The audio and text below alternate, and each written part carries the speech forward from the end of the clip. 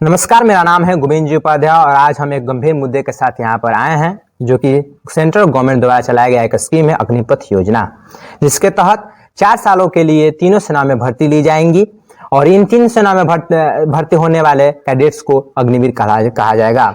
इसमें से 25% अग्निवीरों को परमानेंट कर दिया जाएगा और 75% अग्निवीरों को एक 11,71,000 सेवानिधि पैकेज देकर वापस घर भेज दिया जाएगा। अब हम जानने की कोशिश करते हैं कि 4 सालों में इनका पैकेज क्या होगा। तो पहला जो साल है उसमें से इनको पहले मंथ में 30,000 रुपया मंथली पैकेज मिलेगा, जिसमें से 21,000 रुपया इन हैंड मिलेगा और 9,000 रुपया गवर्नमेंट अपने पास रखेगी। दूसरे साल में 33,000 रुपया मंथली पैकेज होगा, जिसमें से 23,100 रुपया इनको इन हैंड मिलेगा और 9,900 रुपया गवर्नमेंट अपने पास रखेगी। तीसरे साल में 36,500 रुपया इनको मंथली पैकेज मिलेगा, जिसमें से 25,580 रुपया इन हैंड मिलेगा और 10,950 रुपया गवर्नमेंट अपने पास रख लेगी। और चौथे साल में 40,000 रुपया मंथली पैकेज मिलेगा, जिसमें से 28,000 रुपया इन हैंड मिलेगा और 12,000 रुपया गवर्नमेंट अपने पास रख लेगी। युवाओं का कहना है कि 4 साल बाद और निलंबित होने के बाद वापस घर आने के बाद फिर कहाँ क्या। और चौथे साल में 40,000 रुपया मंथली पैकेज मिलेगा, जिसमें से 28,000 रुपया इन हैंड मिलेगा और 12,000 रुपया गवर्नमेंट अपने पास रख लेगी। युवाओं का ये मुद्दा उठाना है कि 4 साल के बाद वो कहाँ जाएंगे, क्या करेंगे, बेरोजगार तो नहीं रह जाएंगे।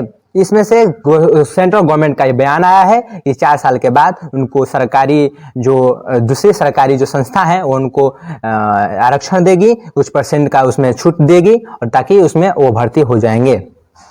नमस्कार, मैं राहुल कुमार तिवारी। जैसा कि मेरे सहपाठी गोविंद जी उपाध्याय ने बताया कि अग्निपथ स्कीम क्या है, उसके बारे में आप लोग को रूबरू कराया और इसी कड़ी में हमारे साथ 2 युवा साथी जुड़ चुके हैं जो कि सेना की तैयारी करते हैं। तो आइए जानते हैं इन पे अग्निपथ का इनका विचार क्या है। तो आप हमें ये बताइए कि जो ये सरकार अग्निपथ योजना लेकर आई है उसको आप किस तरह से देखते हैं, मतलब इस पे क्या आपका रिस्पॉन्स है?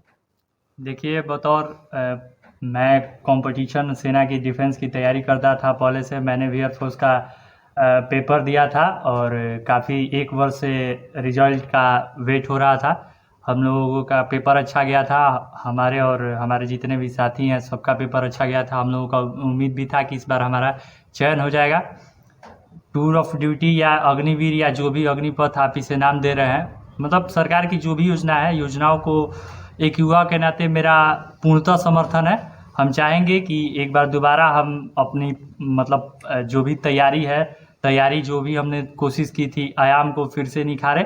बस दुख इस बात का है कि रिजल्ट के मैटर पे ना ही किसी सरकार के द्वारा कुछ कहा गया और ना ही किसी युवा के द्वारा ये पूछा गया कि सर 1 साल से अगर रिजल्ट मेरा नहीं आया तो ये चीज़ें पहले ही बता दी जाती कि मतलब नई भर्ती जो सेना की भर्ती होगी वो नए नियम से होगी। तो इस बात से थोड़ा हम युवा वाकिफ रहते हैं। हाँ। अच्छा, आप बताइए हमें कि ये जो अग्निपथ योजना आया है तो इसमें देखा गया कि शुरू में बहुत विरोध हुआ, युवाओं में खास करके इसको लेकर बहुत विरोध प्रदर्शन वो कर रहे थे। तो क्या आपको लगता है कि जो ये नया स्कीम आया है उसमें ये विरोध प्रदर्शन जिस तरह से हुआ वो कितना तक सही था? देखिए, जो युवा विरोध कर रहे थे, देखिए हर मतलब संवैधानिक तरीका से विरोध कीजिए, मतलब और अब ये नहीं कि अब सरकारी संपत्ति को संविधान का उल्लंघन करते हुए मतलब आंदोलन को हिंसात्मक न बनाइए। आंदोलन करिए, आपको लगता है कि गलत है तो गलत होगा तो फिर सरकार उस पर जैसा कि 2-4 संशोधन भी किया। तो अगर मतलब आपका कहना यह है कि छात्रों को शांतिपूर्ण तरीके से प्रदर्शन करना चाहिए। हाँ, अपनी मांगों को सरकार के समय प्रस्तुत करना चाहिए सामने। अच्छा, अगला प्रश्न मेरा यह है कि क्या इस योजना के आने के बाद क्या आपको लगता है कि कुछ युवाओं में रुचि कम होगी सेना को लेकर या फिर कुछ अंतर नहीं पड़ेगा? जैसे युवा मतलब तैयारी करते थे उस तरह करेंगे? खास अंतर नहीं पड़ेगा, क्योंकि अभी बहुत कम ही समय में युवा जो है एयरफोर्स का निकला है। अभी 24 से फॉर्म भरा रहा था, तो अभी तक तकरीबन 2.5 लाख युवा रजिस्टर्ड किए जा चुके हैं। तो इससे हमें नहीं लगता है कि ज़्यादा फर्क पड़ेगा, क्योंकि युवा में बेरोजगारी बहुत ज़्यादा है और युवा चाहेंगे कि कम जो भी है अपनी अपॉर्चुनिटी को ना खोए, क्योंकि आयु सीमा भी पार हो जाएगी तो उसके बाद फिर कभी भी वो अपनी सपने को पूरा नहीं रह पाएंगे। बहुत सारे युवाओं में ये सवाल है कि आखिर जब वो 4 साल बाद अगर वो 25% में नहीं चुनाते हैं तो आएंगे तो क्या करेंगे? क्या आपका भी यही सवाल है? देखिए, ये हर युवा के मन में सवाल है कि 4 साल बाद क्या करेंगे? इस सवाल के जवाब में सरकार द्वारा बहुत सी प्रतिक्रिया आई है, जैसे कि बहुत से राज्य सरकार द्वारा हरियाणा, उत्तर प्रदेश विभिन्न और विभिन्न राज्य विभिन्न सरकारों ने केंद्र आरक्षण नियुक्त किया राज्य है। सरकारों द्वारा कुछ आरक्षण दिया गया है कि और सीएपीएफ में, असम राइफल में भी कुछ गृह आरक्षण मंत्रालय दिया के गया द्वारा है। 10% आरक्षण दिया गया है। तो अब आप संतुष्ट हैं, मतलब हमको लगता है कि अब आप अग्निपथ योजना से संतुष्ट हैं। ये जो संशोधन हुआ लास्ट में, संशोधन हुआ ठीक है, लेकिन कुछ और संशोधनों की आवश्यकता है। जैसे कि पहले से आप देख रहे हैं कि युवा बहुत ज़्यादा बेरोजगार हैं, और ये जितने भी बाकी स्टेट की वैकेंसियां हैं, इसमें भी अभी कई वैकेंसियां पहले से स्थगित है, पूरा नहीं हो पाया है। तो इसमें युवाओं को संदेह लगता है कि अगर पिछली भर्ती पूरा नहीं हो गया है तो फिर हमको क्या उम्मीद है कि मतलब उसमें हो जाए। और खासकर से हमारे राज्य बिहार की बात की जाए तो जैसे उत्तर प्रदेश और हरियाणा की सरकार ने सुनिश्चित किया कि हम अग्निवीरों को कांस्टेबल की नौकरी में प्राथमिकता देंगे।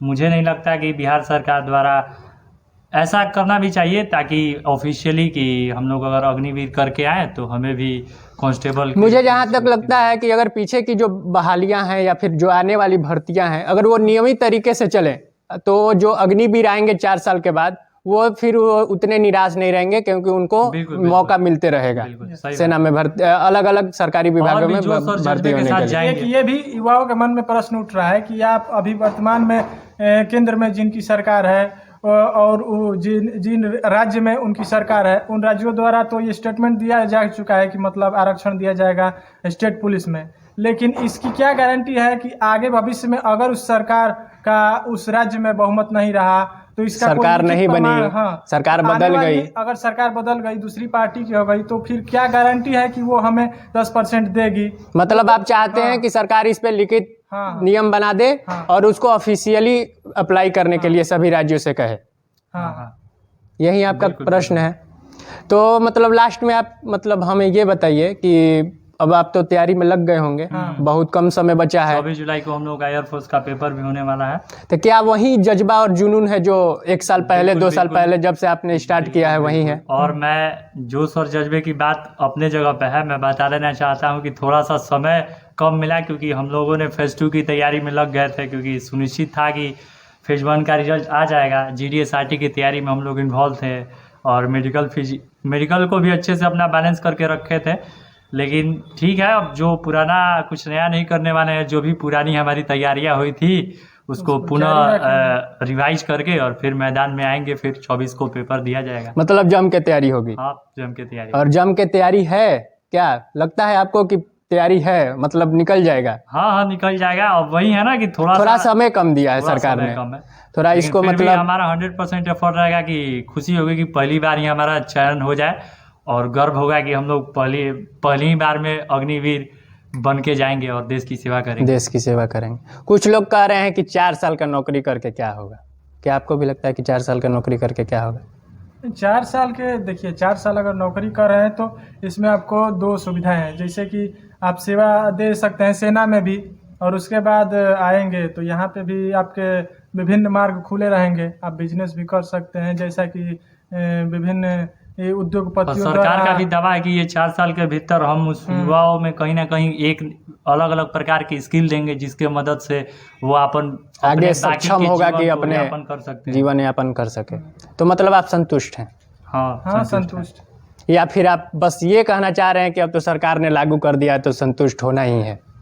यह भी है, क्योंकि बेरोजगारी इतनी है कि युवा चाह कर भी फिर कुछ नहीं कर सकता है। तो जो है उसी में जीवन यापन करना है। अब उसी की तैयारी में लगे। इतनी कम है कि फिर हम अगर इसका विरोध मतलब अप्लाई न करके भी करें तो फिर इसका हमें भुगतान करना पड़ेगा कि आयु सीमा समाप्त हो जाएगी। रही बात अगर सेना की नौकरी करना है तो चाहे एक दिन मैटर ही नहीं करता है, चाहे एक दिन के लिए करे या फिर 100 साल के लिए करे, तो सेना में क्या घर वालों के रवैये पे कुछ असर पड़ा है इस सेना के नई भर्ती योजना से? क्या वो अब चाह रहे हैं कि मेरे बच्चे जो हैं वो बहाली में प्रक्रिया में शामिल हो? क्या उनका कुछ है कि मेरे बच्चे तुम मत तैयारी करो, या फिर करो या उसी जोश जुनून से करो जिस तरह से करते रह रहे थे? घर वालों की बात करेंगे तो घर वाले अभी भी बोल रहे हैं कि जो आपके सामने है उस चीज़ को देखो।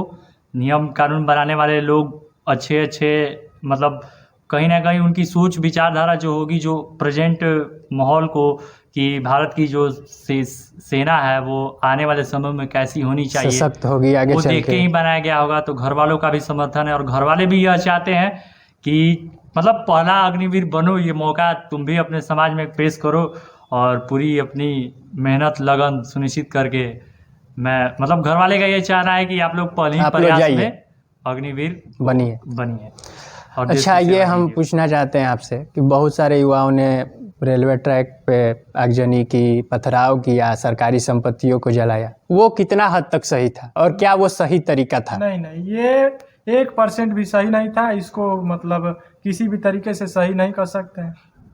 तो मतलब क्या युवाओं के मन में ये आ गया था कि हम शांतिपूर्ण तरीके से प्रदर्शन नहीं करेंगे तो सरकार, शांतिपूर्ण तरीके से अगर प्रदर्शन करते हैं तो सरकार हमें आवाज़ नहीं सुनेगी, तो उन्होंने ये हिंसा का मार्ग अपनाया, मतलब कि उनकी बात सरकार तक पहुंचे? क्या ऐसा उनके दिमाग में आ गया था?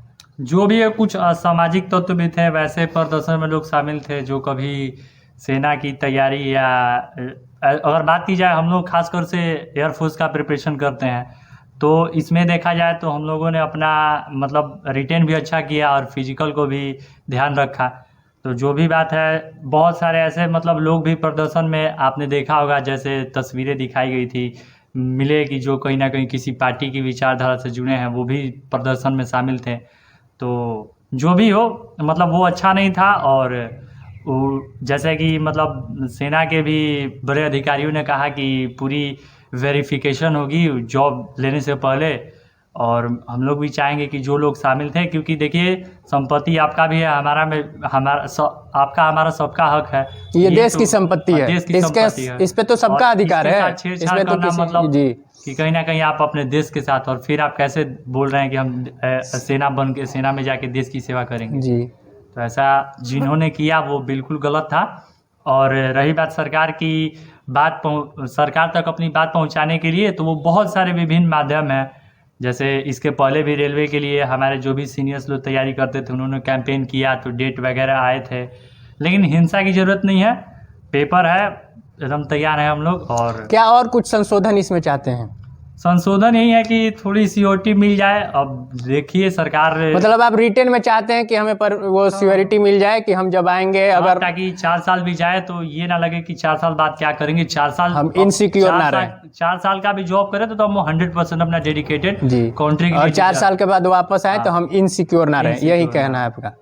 और रहा बात समाज में, तो समाज में इसका विरोध करने वाले लोग आपको मिलेंगे कि जाना है नहीं तो जाना देखिए, है। तो ये तो सरकार का बिल है, तो कुछ लोग समर्थन करेंगे, कुछ लोग इसका विरोध करेंगे, तो लाजिम बात है। लेकिन आप लोग युवा हैं, आप लोग इसकी तैयारी कर रहे हैं, तो आप लोग तो इसके बारे में जानते हैं।